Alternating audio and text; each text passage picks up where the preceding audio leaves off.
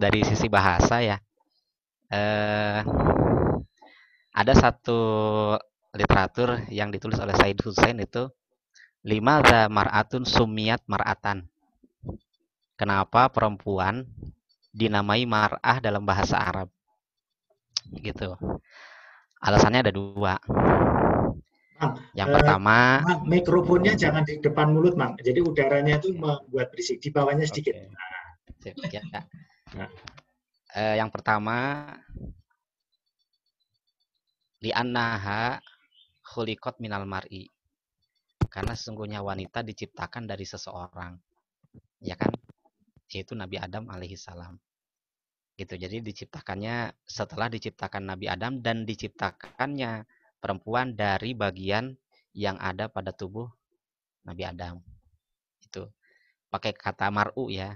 Kan ada satu hadis yusyarul mar'u ma'aman ahab. Itu yang pertama itu. Yang kedua, mar'atun juga satu akar kata dengan mir'atun. Mir'atun itu artinya cermin. Ada satu peribahasa al-mar'atu mir'atur rojuli. Perempuan adalah cerminan dari laki-laki.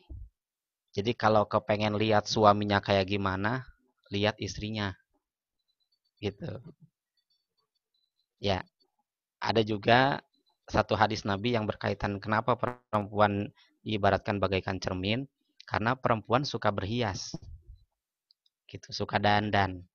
Namanya berhias dan dandan pasti membutuhkan cermin. Maka ada hadis Nabi, ad-dunya mata'un wa khairu mata'iha al-mar'atus salihah. Jadi perempuan itu bagaikan perhiasan dan sebaik-baik perhiasan dunia adalah wanita solihah. Begitu ya. Jadi kaitannya dengan transgender sebetulnya agama Islam ini sudah terang benderang gitu memposisikan sebetulnya di mana posisi perempuan.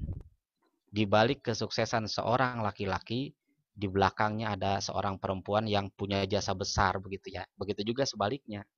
Terpuruknya seorang laki-laki, di belakangnya eh, ada apa eh, sumbangsi dari istrinya begitu.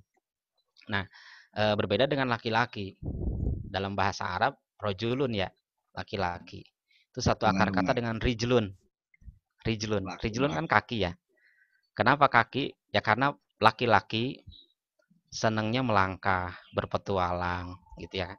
Kan yang mencari jodoh juga laki-laki, bukan perempuan. Nah, karena karakter itulah maka laki-laki dalam bahasa Arab disebut dengan kata rojulun gitu ya. Jadi sebetulnya dari sisi bahasa sendiri dalam pemaknaan bahasa Arab itu sudah terlihat sebetulnya bagaimana Islam memposisikan seorang perempuan gitu. Nah, kemudian yang kedua terkait dengan masalah tadi akidah ya. Ada ulama yang bagi manusia itu menjadi 4 golongan ya. Yang pertama zindik. Zindik itu adalah orang yang tidak percaya adanya Tuhan. Gitu. Itu zindik. Di atasnya zindik, di bawahnya zindik ya, di bawahnya zindik kafir. Kafir itu dia percaya Tuhan itu ada.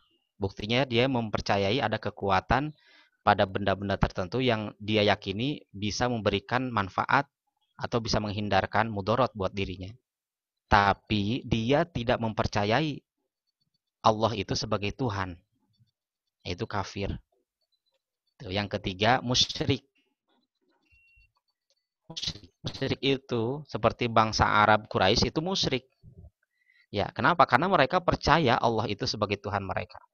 Buktinya pada saat pemboikotan yang terjadi pada tahun usia 47 tahun di usia Nabi Muhammad ya, atau setelah hijrah ke Habasyah periode yang kedua, ya kan? Setelah masuk Islamnya Sayyidina Hamzah dan Sayyidina Umar kan terjadi pemboikotan. Nah, di perjanjian pemboikotan yang ditulis di dinding Ka'bah itu mereka menggunakan bahasa Bismika Allahumma, kalimat atasnya. Jadi artinya mereka mengakui Allah sebagai Tuhan mereka. Tapi mereka mengakui ada Tuhan selain Allah. Nah, ini menduakan Allah. Orang-orang yang menduakan Allah itu disebut musyrik. Dan yang keempat, yang terakhir, yang paling tinggi posisinya adalah mukmin.